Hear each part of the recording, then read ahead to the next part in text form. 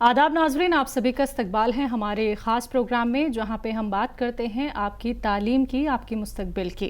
अगर आप लोग भी हमारे साथ जुड़ना चाहते हैं तो अपना करियर से जुड़ा, एजुकेशन से जुड़ा कोई भी सवाल कर सकते हैं। और हमेशा की तरह हमारे इस खास प्रोग्राम में आपकी रहनुमाई के लिए हमारे साथ एक ख़ास मेहमान जुड़ते हैं। जी हाँ, आज जो हमारे साथ जुड़े हैं उनका नाम है मोहम्मद अमीन अख्तर साहब, जो डिप्टी रजिस्ट्रार हैं मौलाना आज़ाद यूनिवर्सिटी जोधपुर राजस्थान के। मिलकर उनका इस्तकबाल करते हैं। बहुत बहुत इस्तकबाल है सर आपका। बहुत शुक्रिया।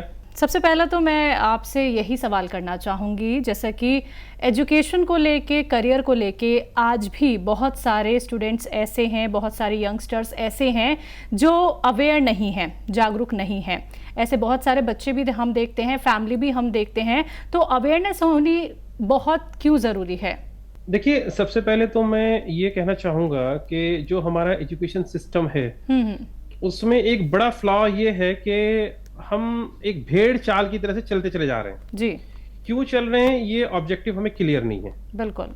और ज़्यादातर लोगों को भी ये नहीं पता कि वो अपने बच्चों को क्यों पढ़ाना चाहते हैं, क्या बनाना चाहते हैं, उसका इम्पैक्ट क्या होगा। जी। बहुत सारे लोग इसलिए बच्चों को पढ़ा रहे हैं कि पड़ोस का बच्चा जा रहा है तो वो भी पढ़ा रहे हैं, पड़ोस का बच्चा नहीं जा रहा तो वो भी नहीं जा रहा, वो इंजीनियरिंग कर रहा है तो उसको भी इंजीनियरिंग करनी है। भाई, उसको क्या चीज अच्छी लगती है उसमें उसको कैरियर बनाना है। एजुकेशन एक ऐसा टूल है, एक ऐसा मैकेनिज्म है, ये एक ऐसी गाड़ी है जिसपे सवारी करके आप अपने ऑब्जेक्टिव को हासिल कर सकते हैं, बिल्कुल अपने मोटिव को आप अचीव कर सकते हैं। तो एजुकेशन से बेसिकली आपकी पर्सनालिटी डेवलप होती है, आपका नॉलेज बेस बढ़ता है, आपका स्किल बढ़ता है, आपको सोचने समझने की एक शक्ति मिलती है, एक ताकत मिलती है, एक समझ मिलती है। बिल्कुल। फिर आप चूज करते हैं कि आपका जो दिल कर रहा है, जो मन कर रहा है आपका काम करने का, कोई भी एक्सवाइजेड कोई भी चीज, उस चीज में आप एक्सेल करें, उस कैरियर को आप चुनें। अनफॉर्चुनेटली हमारे यहाँ पे, खासतौर से मैं नॉर्थ इंडिया की बात करूं, साउथ इंडिया का तो मुझे बहुत ज्यादा पैटर्न नहीं पता जी। लेकिन नॉर्थ इंडिया में हमारे यहाँ पे क्या हो रहा है कि हम लोग ब्लाइंडली फॉलो अप करते हैं दूसरे लोगों को। बिल्कुल। बच्चों को बहुत सी बार graduation, UG, even PG complete करने के बाद भी समझ नहीं आता कि उनका पैशन कहाँ है, उनको क्या काम करने में मजा आता है और वो क्या कर रहे हैं, या उनको मजा इस चीज में आता है, वो ये चीज कर रहे हैं, क्यों कर रहे हैं पता नहीं। बस कहीं प्रेशर, पीयर प्रेशर है, कहीं फैमिली का प्रेशर है, कहीं रिलेटिव्स का प्रेशर है, कहीं XYZ का प्रेशर है जी। तो कैरियर काउंसलिंग मेरे हिसाब से तो 6 ऑनवर्ड बच्चों की शुरू होनी चाहिए। We need to expose them what are the career available in our society, in our state, in our country, and globally. And then let them choose what exactly they want to do. Then we have to guide them, then we have to counsel them. हमें ये अवसर देना चाहिए उनको, expose करना चाहिए कि भाई ये चीज है जहां पे कि आप अपना फ्यूचर में जा सकते हैं, जहां पे आपकी अर्निंग इंश्योर हो सकती है और आप अपने पैशन को जी सकते हैं। फिर उसको जानने के लिए आपको किस तरह का पढ़ाई पढ़नी है, कौन सी लैंग्वेज पढ़नी है, कौन से सब्जेक्ट्स पढ़ने हैं, वो उसको चूज करे और वो वहां पे हम फैसिलिटी। मानने की बात है, कोई व्यक्ति है, कोई लड़का है या लड़की है जो स्पोर्ट्स में बहुत कुछ करना चाहता है, वो रनर बनना चाहता है, बहुत बढ़िया रेसर बनना चाहता है, तो मुझे नहीं लगता उसके लिए बहुत जरूरी है मैथमेटिक्स पढ़ना। आप देखिए ना, एक शॉर्टकट है। देखिए, हर आदमी का, खासतौर से अगर हम इंडिया की बात करें, हर आदमी चाहता है मुझे गवर्नमेंट जॉब मिल जाए, बहुत टफ कंपटीशन है, किसी भी कंपटीशन में आप जाए, लेकिन स्पोर्ट एक ऐसा टूल है जिसके जरिए से बहुत तेजी से बाईपास करके हम आगे पहुंच जाते हैं। मैं इतने सारे लोगों से मिला हूं, चाहे वो रेलवे हो, इंडियन पोस्टल सर्विस हो, पुलिस हो, आर्मी हो, वहां पे स्पोर्ट पर्सन को एडिशनल बहुत सारे वेटेज मिलता है। 10 नंबर का वेटेज, 20 नंबर का वेटेज, 5 नंबर का वेटेज, बहुत सारी चीजें मिलती हैं। और वहां पे इंडिविजुअल, फिर स्पोर्ट्स के अंदर भी इंडिविजुअल गेम में आप टीम में खेलते हैं तो वहां आपकी आइडेंटिटी बहुत कम बनती है, लो आइडेंटिटी होती है। आप इंडिविजुअल गेम खेलते हैं तो आपकी आइडेंटिटी एकदम हाई जाती है। और आपको भी तो अब ये चीज डिपेंड करती है कि बच्चे का फिजिक कैसा है, उसको किस चीज में मजा आ रहा है, उसको किस तरह। अब उसको नहीं भाई, उसको क्या जरूरत है रिसर्च में जाने की, जिसको स्पोर्ट्स में कैरियर बनाना है, और स्पोर्ट्स के थ्रू वो सारे कैरियर बना सकता है। वो आईजी तक बन सकता है अगर पुलिस में घुस जाए, है ना, वो आर्मी में चला जाए तो कैप्टन रैंक से शुरुआत होती है। तो बहुत सारी चीजें जहां पे के हम लोग कर सकते हैं, थोड़ा सा पढ़ाई करके और थोड़ा सा चीजों करके। तो किस तरह से करना है ये बहुत जरूरी है, बच्चे को पता हो टाइमली, ताकि बाद में उसको रिग्रेट ना करना पड़े, यू टर्न ना लेना पड़े। जी सर, आपको भी ऐसा लगता है कि प्राइवेट एजुकेशन बहुत महंगी हो गई है और प्रोफेशनल कोर्स करना भी मुश्किल हो गया है, तो आप स्टूडेंट्स को क्या सलाह देना चाहेंगे कि उन्हें क्या करना चाहिए? हाँ, बट ऑब्वियसली आज प्रोफेशनल कोर्स की डिमांड है, और प्रोफेशनल कोर्स में कम से कम कैरियर सेफ हो जाता है हमारा। हम प्रोफेशनल कोर्स करते हैं तो कम से कम एक स्टैंडर्ड लिविंग को हम अचीव कर सकते हैं थ्रू आवर अर्निंग। और वो प्रोफेशनल कोर्सेज बहुत महंगे होंगे, गवर्नमेंट के पास में या तो है ही नहीं, और है तो बहुत लिमिटेड सीट्स है उसमें, कंपटीशन बहुत हाई है। अगर हम आईआईटी की बात करें, आईएम्स की बात करें, फीस भी अच्छी खासी है और कंपटीशन बहुत टफ है। तो प्राइवेट में अगर हम जाते हैं तो वो एडमिशन इजीली मिल जाता है, लेकिन वहाँ कॉस्ट बहुत जाता है। तो फिर वही कैरियर काउंसलिंग की बात आती है। अगर मुझे बचपन से पता हो तो हम थोड़ा थोड़ा कुछ जोड़ सकते हैं, कौन सी स्कॉलरशिप से जो मुझे सपोर्ट कर सकती है उस एग्जाम को, उस कोर्स को करने के लिए। वो स्कॉलरशिप के एग्जाम तो मैं तैयार कर सकता हूँ ना। अगर मैं बहुत सारी स्कॉलरशिप ऐसी अवेलेबल है मार्केट में, अगर मैं उनको क्रैक करता हूँ तो मेरी पूरी एजुकेशन फ्री हो सकती है जी, या पार्शियली पेड में हो सकती है। लेकिन हमें चूंकि अनफॉर्चुनेटली वो स्कॉलरशिप्स नहीं पता, तो वो कैरियर काउंसलिंग का हिस्सा हो जाती है कि हमें पता हो कि कौन कौन सी स्कॉलरशिप्स हैं, कौन कौन सी गवर्नमेंट सपोर्ट स्ट्रक्चर्स स्कीम्स हैं। बहुत सारी गवर्नमेंट की लोन स्कीम्स ऐसी हैं जहां पे कि हमें बहुत कम इंटरेस्ट रेट पे या जीरो इंटरेस्ट रेट पे पैसा मिल सकता है। लेकिन उसके लिए मेहनत बहुत करनी पड़ती है, काम बहुत करना पड़ता है, डॉक्यूमेंटेशंस बनाने पड़ते हैं, प्रोसेसिंग बहुत लंबी है, लेंदी है। तो अगर हमें पता हो तो हम इन चीजों को कर सकते हैं जी। तो ये तो एक चीज हुई। दूसरी चीज ये हुई कि फिर हम कहीं से कम्युनिटी इनिशिएटिव्स इस तरह के शुरू करने चाहिए में, जहाँ पे कि हम ऐसे डिजर्विंग बच्चे हैं जो कि एकेडमिक्स बहुत अच्छा कर सकते हैं, करना चाहते हैं, लेकिन फाइनेंशियली अगर वो ड्रैग हो रहे हैं तो हम उनको सपोर्ट करें। मैं यहाँ पे नाम लेना चाहता हूँ एसोसिएशन ऑफ मुस्लिम प्रोफेशनल्स का। इंडिया ज़कात प्लेटफॉर्म के नाम से एक प्लेटफॉर्म शुरू किया गया 2 साल पहले, जहाँ पे कि वेरियस डोनर्स आते हैं और उस पे जितने भी केस रेज होते हैं उस पे बच्चों को सपोर्ट करते हैं। तो स्कॉलरशिप्स की है, दूसरी चीजें अगर मैं उसमें बोलूं, आप कभी भी गूगल करके देख सकते हैं उसको, 11 करोड़ 11 करोड़ का डेटा उसमें अचीव हो गया है, और वो पूरा का पूरा फिलैंथ्रोपिस्ट और प्रोफेशनल्स चला रहे हैं, उसमें कोई एडमिन कॉस्ट नहीं ली जाती। तो इस तरह के और इनिशिएटिव्स की जरूरत है जहाँ पे हम हायर एजुकेशन में प्रोफेशनल कोर्सेज में बच्चों को सपोर्ट कर सके। तो उसमें बहुत अच्छी स्कॉलरशिप्स दी जा रही है बच्चों को। इस तरह की और भी बहुत सारी स्कॉलरशिप्स हैं जो लेनी चाहिए। माइनॉरिटी के बच्चे तो मोमा की स्कॉलरशिप लेनी चाहिए, एससी एसटी ओबीसी की स्कॉलरशिप लेनी चाहिए। तो ईडब्ल्यूएस कैटेगरी में बहुत बड़ा सपोर्ट आ गया है, उसको हमें लेना चाहिए, अचीव करना चाहिए।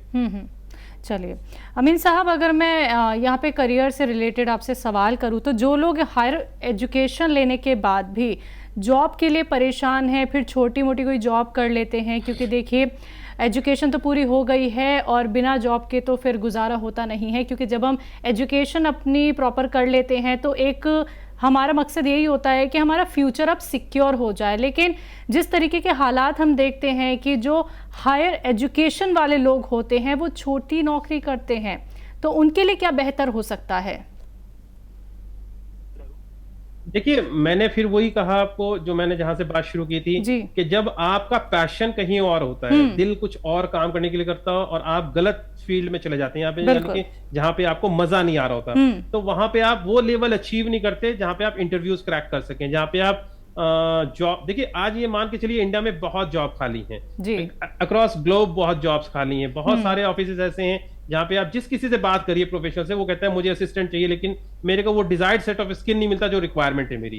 और मार्केट में क्यों लगी है अनएम्प्लॉयड यूथ की, वो जब जॉब देने जाते हैं इंटरव्यू क्रैक नहीं कर पाते। क्यों नहीं कर पाते? जो इंटरव्यूअर की रिक्वायरमेंट है वो हम पूरी नहीं कर पा रहे। हम सर्टिफिकेट का टुकड़ा लेके तो खड़े हैं, हम वो कागज की डिग्री लेके खड़े हैं कि हाँ हमने ये कोर्स कर लिया, लेकिन क्या वाकई हमने वो कोर्स कर लिया, ये एक बड़ा क्वेश्चन मार्क है। तो मैं वही कह रहा हूँ, अगर कैरियर काउंसलिंग टाइम पे हो जाए बच्चे की 8, 9, 10, 11, 12, ये 5 साल अगर प्रॉपरली कैरियर काउंसलिंग और उसको कैरियर चूज करने का मौका मिले और उसके सामने ऑप्शन A, B, C सामने हो, तो वो वहां पे एक्सेल कर सकता है। अब बात करते हैं हम उस अनएम्प्लॉयड यूथ की जो अब अनफॉर्चुनेटली कंप्लीट कर चुका अपना यूजी पीजी जी, और वो खड़ा है एक ऐसे दोराहे पे जहां उसको इमीडिएट फाइनेंशियल सपोर्ट चाहिए, लेकिन उसको कहीं जॉब मिल नहीं रही। तो उसके लिए देखिए एकदम कोई रेडीमेड सॉल्यूशन तो आ नहीं सकता। उसके लिए थोड़ी कोशिश उसको ये करनी चाहिए कि उसको काउंसलर, प्रोफेशनल काउंसलर से मिलना चाहिए और उसको अपना इंटरलाइज कर लेना चाहिए, ये पता कर लेना चाहिए कि उसकी स्ट्रेंथ्स क्या है, उसकी वीकनेसेस क्या हैं जी, और ऐसे कौन सी अपॉर्चुनिटीज हैं जिनको वो क्रैक कर सकता है। तो अपनी स्ट्रेंथ के साथ में कौन सी अपॉर्चुनिटी को क्रैक करने की उसके ऊपर जो ब्रिज बनता है उस पर उसको काम करना चाहिए। अनफॉर्चुनेटली ये होता है कि यूजी पीजी किए हुए बच्चे मार्केट में खड़े होते हैं कि कोई भी जॉब मिल जाए, कैसी भी जॉब मिल जाए, उससे कोई बहुत बढ़िया कैरियर बनने वाला नहीं है। एक लिमिटेड पे हम अटक जाएंगे। हमें थोड़ा सा टाइम, 1-2 महीने 3 महीने का ज्यादा टाइम नहीं लगता है, 1 महीने से 3 महीने का अगर हम मेहनत कर लें अच्छे प्रोफेशनल कोर्स के साथ में, अच्छे कैरियर काउंसलर के साथ में, कोचेस के साथ में अपने को और थोड़ा सा पॉलिश कर लें तो बहुत अच्छे से हम लोग मार्केट में जॉब ले सकते हैं।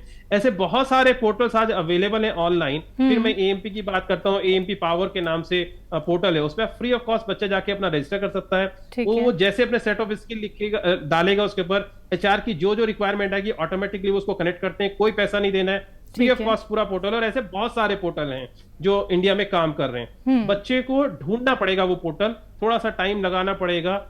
सोशल मीडिया बहुत यूज कर रहे हैं, सोशल मीडिया पे भी बहुत सारे एड्स आते हैं, तो जिसको कहते हैं नकालों से सावधान, जो लूटने वाले खसोटने वाले लोग, उनसे वो बचें, थोड़ा सा फिल्टर आउट करें, अपने टीचर्स को लें, नहीं तो आपको फोन करें। आप स्पेसिफिक क्वेश्चन अगर देंगे तो हम उसका स्पेसिफिक आंसर भी दे सकते हैं आपको।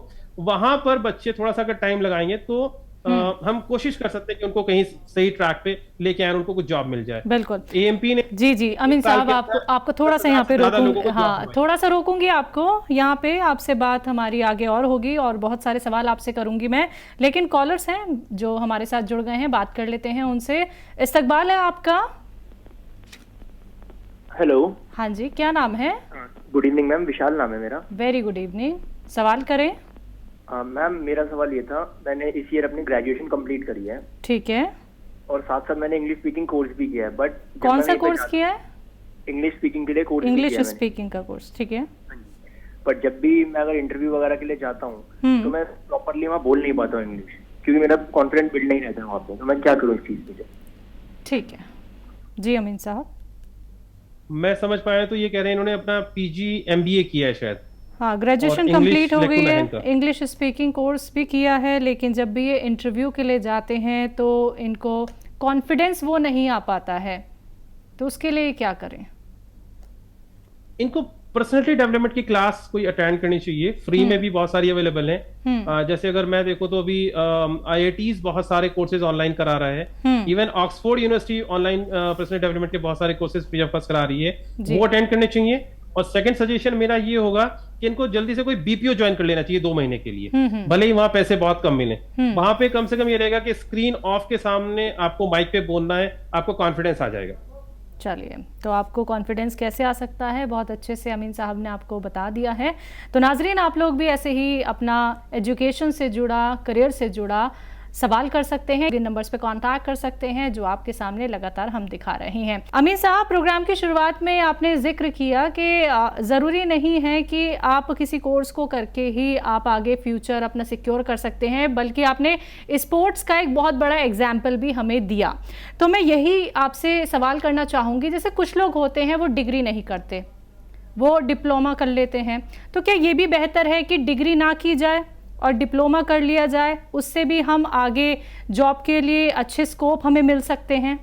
आपको पहले तो ये ढूंढना होगा आपका पैशन कहाँ है। ठीक है। डिग्री डिप्लोमा जो है आपको इंश्योर एक इंटरव्यू लेवल तक तो कर सकती है, लेकिन जॉब दिलाने में डिग्री डिप्लोमा आपको कोई ज्यादा मदद नहीं करेंगे। वहां पे आपका सेट ऑफ स्किल काम आएगा। जैसे अभी अगर हम बात करें आज के सिनेरियो की, स्पेशली कोविड और कोविड के बाद की, तो आईटी कंपनीज में एकदम बूम आया है, हर चीज आईटी डिपेंडेंट हो गई है। हम भी अगर बात कर रहे हैं अभी, तो मुझे दिल्ली ट्रैवल करके आना नहीं पड़ रहा है, जूम कॉल पे हम 2 मिनट की दूरी पे जुड़ गए हैं, है ना, 600 किलोमीटर दूर बैठे हैं, लेकिन ऐसा लग रहा है हम एक ही कॉन्फ्रेंस रूम के अंदर बैठे हैं।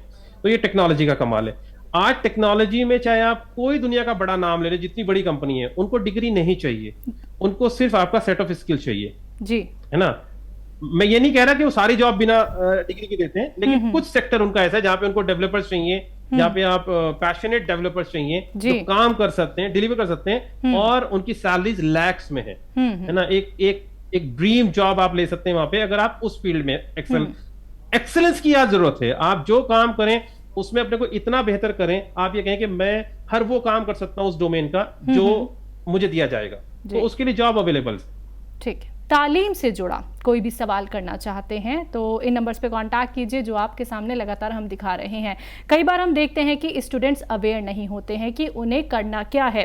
आप लोग 10th क्लियर करते हैं, 12th क्लियर करते हैं, तब भी आप लोग कुछ भी कोर्स करना शुरू कर देते हैं, और जब कोर्स कर लेते हैं तो कोर्स करने के बाद आपको लगता है कि क्या पता हमें कुछ और कर लेना चाहिए। तो पहले से गाइडेंस मिलनी बहुत ज़रूरी है। तो अगर आपके मन में कोई भी सवाल है एजुकेशन से रिलेटेड, करियर से रिलेटेड आप अपना फ्यूचर ब्राइट करना चाहते हैं तो फ़ोन उठाइए, नंबर्स पे कॉल कीजिए जो आपके सामने लगातार फ्लैश किए जा रहे हैं। नेक्स्ट कॉलर है आयशा, इस्तकबाल है आपका।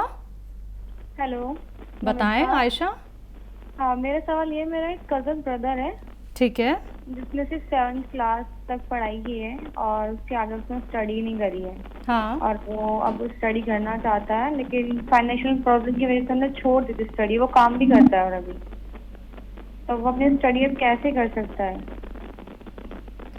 जी अमीन साहब। क्या काम कर रहे हैं वो? इन्होंने ये नहीं बताया। काम क्या कर रहे हैं वो आयशा? वो सेल्स शॉप पे काम करते हैं, जो कपड़े की शॉप होती है ना, वहाँ। ठीक। तो उनको दो ऑप्शंस मेरी समझ में एकदम से आ रहे हैं। एक तो उनको अपनी शाम में 2 घंटे पढ़ाई करनी चाहिए, घर में कोई हो जो सीनियर उनको पढ़ा सके, मोहल्ले में कोई हो जो पढ़ा सके, कहीं भी ऐसा करें, और अपनी ओपन स्कूलिंग से 10th-12th क्लियर करें। सबसे पहले तो एक बेयर मिनिमम स्टैंडर्ड अचीव करना बहुत जरूरी है, और उसी के साथ सेल्स के छोटे छोटे डिप्लोमा सर्टिफिकेट कोर्सेज, डिप्लोमा नहीं सर्टिफिकेट कोर्सेज जो होते हैं, बहुत सारी जगह पे फ्री ऑफ कॉस्ट होते हैं। वो ऑड आवर्स में भी होते हैं, संडे के होते हैं, संडे सैटरडे 2 दिन के होते हैं। इस तरह के अगर आप गूगल करेंगे, सर्च करेंगे, आपकी लोकेशन के पास में मिल जाएंगे। कहीं कहीं पर इस तरह के भी कोर्सेज होते हैं जो डिप्राइव्ड सेक्शन के गरीब बच्चों को कोर्स भी कराते हैं और स्टाइफंड भी देते हैं, सो दैट कि वो अपना काम छोड़ के वहां पे आ रहे हैं, 3 महीने का कोर्स करेंगे, सर्टिफिकेट कोर्स करेंगे। वो फिर इंटरव्यूज भी कराते हैं और ये गारंटी करने की कोशिश करते हैं कि आपको कहीं अच्छी जॉब प्लेस करा सकें। जैसे महिंद्रा टेक है या और बहुत सारी कंपनीज हैं जिन्होंने अपने बड़े बड़े हर शहरों में अपने सेंटर्स बनाए हुए हैं। इस तरह के थोड़ा सा आपको एक्सप्लोर करना पड़ेगा अपनी लोकेशन के आसपास में कि कोई सेंटर हमें इस तरह का मिल जाए जहां पे कि हमें 2-3 महीने में वो इस काबिल बना दे कि हम अच्छी जॉब ले सकें। चलिए, तो आपके भाई के लिए जो बेहतर था वो अमीन साहब ने बता दिया है। उनके फ्यूचर के लिए बेस्ट ऑफ लक। बेहतर ही आगे उनके लिए सब कुछ होगा, लेकिन उसके लिए आपको भी ये समझना होगा कि शिक्षा पूरी होनी बहुत ज़रूरी है। जब तक हमारी तालीम पूरी नहीं होती है तब तक हम अपना फ्यूचर भी सिक्योर नहीं कर पाते हैं, जिसके लिए हमें एक सही काउंसलर की ज़रूरत होती है, सही गाइडेंस मिलनी बहुत ज़रूरी होती है। तभी हमें वो रास्ता समझ में आता है जो हमारे भविष्य को बहुत बेहतर बना सकता है। अगले कॉलर हैं, बात कर लेते हैं। इस्तकबाल है आपका। अस्सलामुअलैकुम। वालेकुम अस्सलाम। क्या नाम है? फिजा। कहाँ से बात कर रही हैं? चांदनी चौक, दिल्ली। बताएं फिजा, आपका सवाल। अभी मैंने 12th पास की है, और मुझे समझ नहीं आ रहा है कि मैं आगे क्या करूं, कोई सलाह दीजिए। आपका इंटरेस्ट किस में है?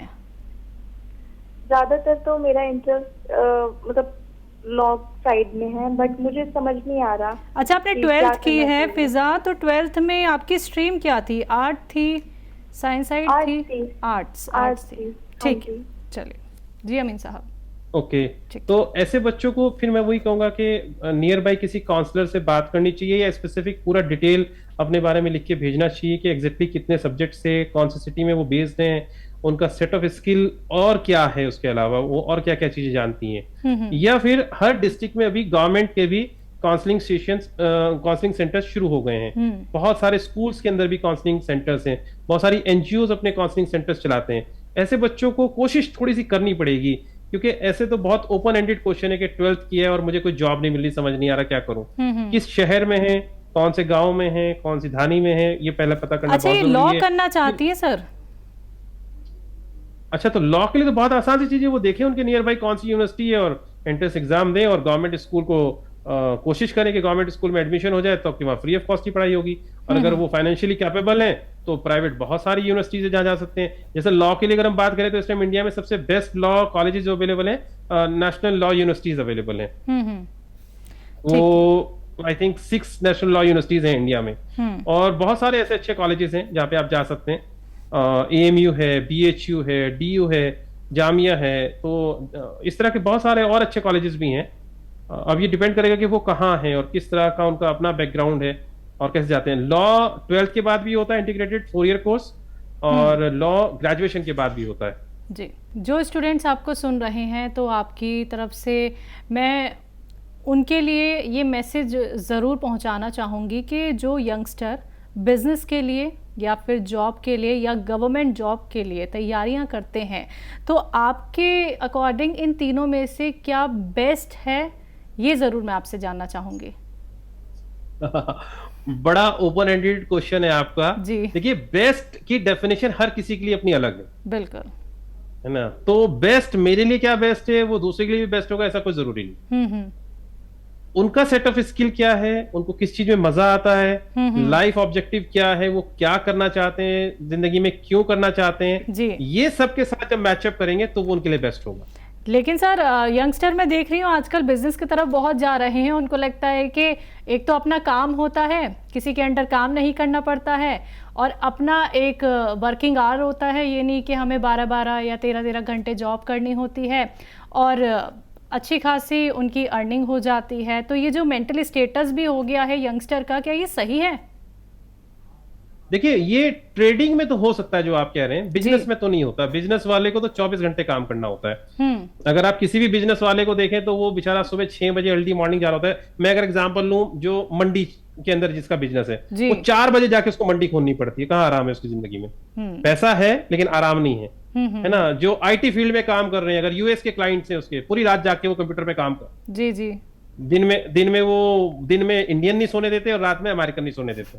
बिल्कुल। तो वो एक अलग डायलेमा में जी रहे होते हैं। पैसा बहुत है लेकिन आराम नहीं है। बिल्कुल। तो लेकिन वो पैशन होता है उनका, उनको करना है काम। सही बात, पैशन होता है। तो पैशन को अपने फुलफिल करना, तो अगर पैशन है तो उसको फिर आप फुलफिल करें। डेफिनेटली। ओके, ठीक है। समय बहुत कम है, लास्ट कॉलर है, बात कर लेते हैं। आसिफ साहब है हमारे साथ, इस्तकबाल है आपका। जी जी, अस्सलाम वालेकुम। वालेकुम अस्सलाम, सवाल कर लीजिए। जी, सवाल ये है कि मैं गाजियाबाद में रहता हूँ, ठीक है, लेकिन जॉब जो है मेरी दिल्ली में है। ठीक है। तो मुझे आने जाने में भी काफी टाइम लग जाता है, और आजकल जॉब 9 आवर्स की तो ही 9 घंटे लगती है। बट मेरा सारा टोटल अगर टाइम देखा जाए तो 12-13 घंटे से ऊपर की जॉब पहुँच जाती है। ठीक है। तो मैं आगे ऐसा क्या करूँ जो मैं अपने एरिया में ही कर लूँ बिजनेस, या कुछ और अच्छी जॉब जो मुझे नियर बाय मेरे मिले? आप कौन सी जॉब कर रहे हैं और आपकी एजुकेशन क्या, दोबारा रिपीट करिए प्लीज। एजुकेशन मेरी ग्रेजुएशन कर रखी है मैंने। किस चीज में ग्रेजुएशन की है? ये आर्ट साइड में है, बट 12th मैंने कॉमर्स से की थी, बट ये ग्रेजुएशन मैंने आर्ट साइड से करी है। और जॉब किस फील्ड में कर रहे हैं आप? जॉब मेरी पैकिंग लाइन में है, जो ई कॉमर्स होती है, कोरियर्स वगैरह का जो पार्सल होता है, डिस्पैच वगैरह करते हैं, तो उस लाइन में है मेरा। ठीक है जी सर। आप लॉजिस्टिक मैनेजमेंट करते हैं वहाँ पे? लॉजिस्टिक मैनेज करते हैं या कंप्यूटर ऑपरेटर हैं आप? नहीं, लॉजिस्टिक मैनेज करते हैं। तो आप क्या स्विच करना चाह रहे हैं? आप अपना बिजनेस करना चाह रहे हैं कुछ? हाँ, मेरा कुछ ऐसा हो कि मैं अपना बिजनेस कर लूँ, या फिर कुछ, क्योंकि टाइमिंग बहुत ज्यादा आगे पीछे हो जाता है, बहुत दूर भी पड़ता है, तो ऐसा कुछ हो जाए कि मैं नियर बाय कुछ बिजनेस कर लूँ तो टाइम मेरा बच जाए। नहीं, टाइम तो जैसे मैंने कहा कि अपने बिजनेस में तो और ज्यादा टाइम देना पड़ेगा, क्योंकि यहाँ पे तो फिर भी एक श्योरिटी होती है कि 30th को सैलरी आ जाएगी। अपने बिजनेस में पैसा तभी आएगा जब आप काम कर पाएंगे, नहीं तो पैसा नहीं आता है। जी जी। पैसा डूब भी जाता है। फिर आपको देखना पड़ेगा कि आपका सेट ऑफ स्किल अभी क्या हुआ है। आपको, आप जिस प्रोडक्ट का बिजनेस करना चाह रहे हैं, मैन्युफैक्चरिंग करना चाह रहे हैं कि ट्रेडिंग करना चाह रहे हैं कि होलसेल करना चाह रहे हैं, ये डिसाइड करना पड़ेगा। आपके पास कितना फाइनेंशियल सपोर्ट है जिसमें आप जो इसमें इन्वेस्ट करेंगे।